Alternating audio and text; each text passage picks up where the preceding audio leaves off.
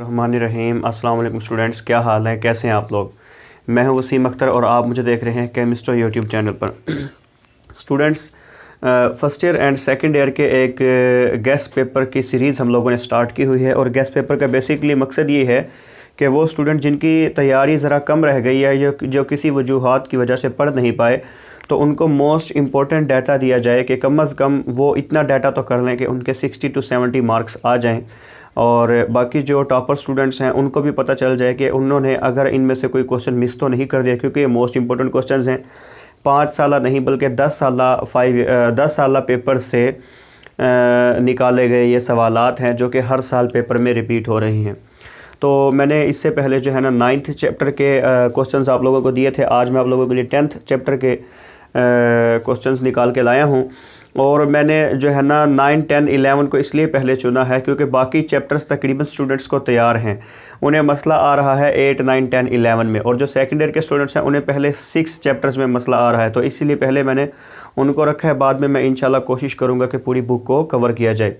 दूसरा, यहाँ से मैं एक आप लोगों को बेनिफिट दे रहा हूँ कि जितने भी मैं क्वेश्चंस आप लोगों को लिखवा रहा हूँ वो मैं साथ के साथ थोड़ा थोड़ा उनका हिंट समझा भी देता हूँ। और इसके अलावा पीडीएफ फाइल आप मुझसे अक्सर बच्चे स्टूडेंट्स जो है ना मैसेज कर रहे होते हैं, आप मैसेज ना भी करें तो आपको मिल सकती है। आप डिस्क्रिप्शन में जाया करें, वीडियो जहाँ पे आप देख रहे होते हैं वहाँ इस तरह का आपको एक साइन मिलता होगा, इसको आप क्लिक करेंगे तो डिस्क्रिप्शन ऑन हो जाएगा। आप डिस्क्रिप्शन में चले जाया करें, पहला जो है ना वो आपको वहीं पर लिंक मिल जाएगा और उस पर आप क्लिक करते ही गूगल ड्राइव ओपन होगी। वहाँ से आपको ये जितने भी क्वेश्चंस हैं इनके आंसर्स मिल जाएंगे सॉल्व। ठीक है, अगर आप डिस्क्रिप्शन में भी नहीं जा सकते, ये आपको नहीं समझ में आता, तो आप कमेंट्स का तो आपको पता है ना, आप कमेंट्स में जाएँ और पहला कमेंट जो होता है वहीं पर जाके मैं इनके जो सॉल्व्ड एक्सरसाइज होती है, इनके जो सॉल्व क्वेश्चंस जो मैंने लिखे हुए हैं, हैंड रिटन नोट्स जो हैं, वो मैं पहले कमेंट में ही उनका लिंक पिन कर देता हूँ, तो आपको वहाँ से भी इन तमाम के आंसर्स मिल सकते हैं। ठीक है, तो आज मैं आप लोगों के लिए चैप्टर नंबर 10 से सिर्फ़ और सिर्फ 17 क्वेश्चन बना कर लाया हूँ। ये 17 क्वेश्चन आप कर लेंगे तो मुझे उम्मीद है कि इंशाल्लाह आपका चैप्टर नंबर 10 जो है ऑलमोस्ट कंप्लीट हो जाएगा और कोई चीज़ रहेगी नहीं। तो स्टार्ट करने लगे हैं। FSc first year chapter number 10, question number 1 है हमारे पास, differentiate between primary and secondary cell. Question number 2, differentiate between electrolytic and galvanic cell. Question number 3, what is meant by the term EMF. Some time वो EMF कह देता है और some time electromotive force भी कह देता है। ठीक है जी। Question number 4, sodium ion and potassium ion can displace hydrogen from acids but platinum, palladium and copper can not explain. देखो भाई, कहता है कि जो सोडियम आयन और पोटाशियम आयन होते हैं, अगर कोई एसिड्स हों, फॉर एग्जांपल हेलोजिन एसिड हो, HCl हो या HBr हो, लेट्स सपोज कोई भी एसिड्स हो, कहता है कि अगर सोडियम और पोटाशियम उनके साथ रिएक्ट करें तो वो उनका हाइड्रोजन को डिस्प्लेस कर सकते हैं, लेकिन प्लाटिनम, प्लाडिनम और कॉपर ये नहीं कर सकते। क्या वजह है कि इनकी पावर ज़्यादा है और ये नहीं कर सकते, इसकी क्या रीज़न है, तो ये आपने बतानी है। Question number 5, what is salt bridge, how it maintains electrical neutrality in the half cell solution. कहते हैं साल्ट ब्रिज क्या है और ये न्यूट्रल कैसे रखती है सोल्यूशन को। Question number 6, mention the function of salt bridge. Function of salt bridge आपने बताना है। मैंने दोनों के दोनों लिंक्ड क्वेश्चन दिए हैं। नेक्स्ट हमारे पास आ रहा है क्वेश्चन नंबर 7, SHE शी यानी कि standard hydrogen electrode act as anode when connected with copper but act as cathode when connected with zinc. क्या वजह है इसकी, वाई।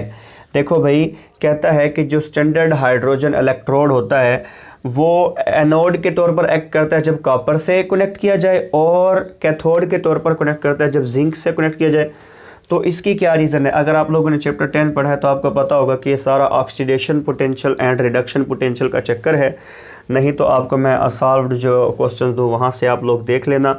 ना समझ आए तो आपको कोई भी आपके कॉलेज में प्रोफेसर साहब पढ़ा रहे हैं, आप उनसे समझ सकते हैं, अदरवाइज़ आप मुझे अगर मैसेज करेंगे तो मैं भी आपको समझा दूंगा। Question number 8, voltaic cell is reversible cell state. अब यही क्वेश्चन है, कहते कि जो वोल्टाइक सेल होता है ये रिवर्सिबल होता है, इसको आप एक्सप्लेन कर दें। Question number 9, what is meant by standard hydrogen electrode. देखो ऊपर भी मैंने स्टैंडर्ड हाइड्रोजन इलेक्ट्रोड का जिक्र किया है और क्वेश्चन नंबर 9 जो है उसमें भी स्टैंडर्ड हाइड्रोजन इलेक्ट्रोड आ गए।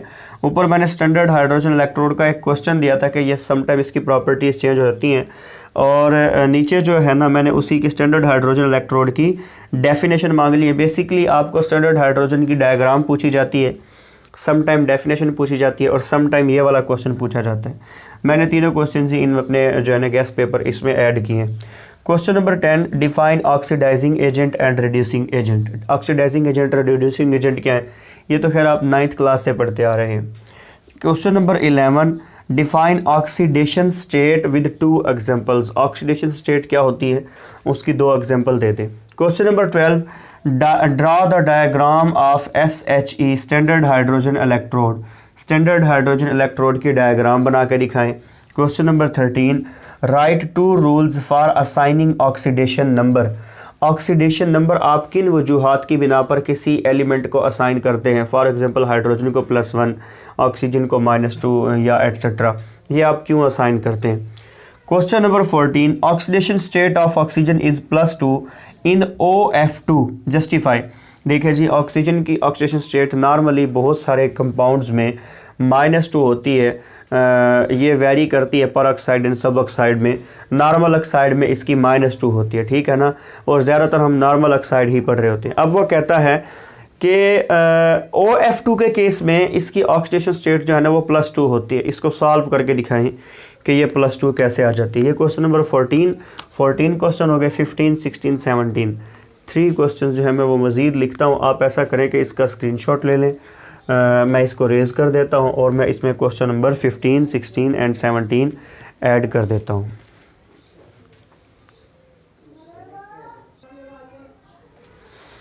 अच्छा जी स्टूडेंट्स, 14 क्वेश्चन हम लोगों ने कर लिए थे। नेक्स्ट मैं आप लोगों के लिए लाया हूँ 15 क्वेश्चन।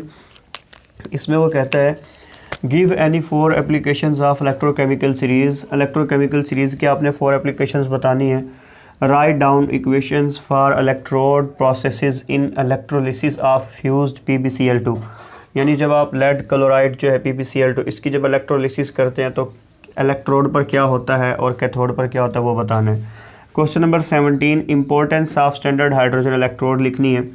और सॉरी मैंने 17 कहकर एक क्वेश्चन खुद से ऐड कर दिया, 18 हो गए। 18 अच्छा 18 क्वेश्चन जो है ये थोड़ा सा लेंथी है, इसके पार्ट्स हैं। Calculate oxidation number of underlined elements of the following parts. इसके मुख्तलिफ पोर्शंस हैं। आप कहेंगे सर इतना बड़ा क्वेश्चन लिखवा दे। देखो ये ना 1-1 मिनट में हल हो जाते हैं, बिल्कुल आसान से ये क्वेश्चन है।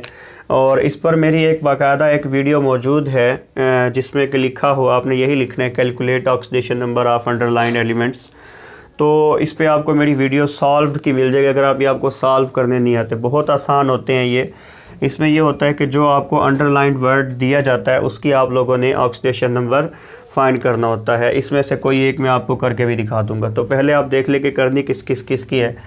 CaClO3 ट्वाइस, इसमें अंडरलाइन वर्ड्स हमारे पास क्लोरीन की आपने ऑक्सीडेशन नंबर फाइंड करना है।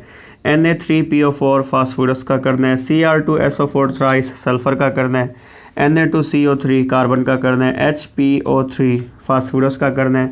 H3PO3 फास्फोरस का करना है। HNO3 नाइट्रोजन का करना है। K2Cr2O7 ये 7 लिखा हुआ है, इसमें क्रोमियम का करना है। K2CrO4 क्रोमियम का करना है। Cr2O3 क्रोमियम का करना है।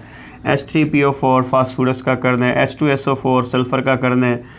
K2MnO4 मैंगनीज़ का करना है। KMnO4 मैंगनीज़ का करना है। Na2MnO4 मैंगनीज़ का करना है। SO4-2 सल्फ़र का करना है। ये एक आयन दिया हुआ है, ये सबसे डिफरेंट है, इन बाकी सबसे डिफरेंट है, ठीक है ना। ये मेरी जो सॉल्व की वीडियो है उसमें आपको इसका सलूशन मिल जाएगा। CrCl2 क्रोमियम का करना है। K2Cr2O2 क्रोमियम का करना है। अगर आपको ये सारे इनको सॉल्व करना आता है, ऑक्सीडेशन नंबर निकालना आता है, फॉर एग्जांपल मैं HNO3 में एक ही करके दिखा देता हूँ, तो ये कोई बहुत मुश्किल काम नहीं है, वेरी सिंपल वर्क है इसका। देखो जैसे HNO3 है, अब HNO3 इसने नाइट्रोजन को अंडरलाइन किया। जो न्यूट्रल होते हैं ना, ये एक न्यूट्रल कंपाउंड है, इनकी ऑक्सीडेशन स्टेट वैसे ओवरऑल जो है ना इनकी ज़ीरो होती है, तो आपने यहाँ ज़ीरो लिखना है। अच्छा जी, हाइड्रोजन की आपको पता है +1 है, जिसकी ना पता हो उसे हम X सपोज कर लेते हैं। ऑक्सीजन की 3 ऑक्सीजन है, वैसे ही मैंने बताया था आपको कि नॉर्मल ऑक्सीजन की -2 होती है, तो 3 to the -6, यहाँ पे -6 इज इक्वल टू 0 आ जाएगा।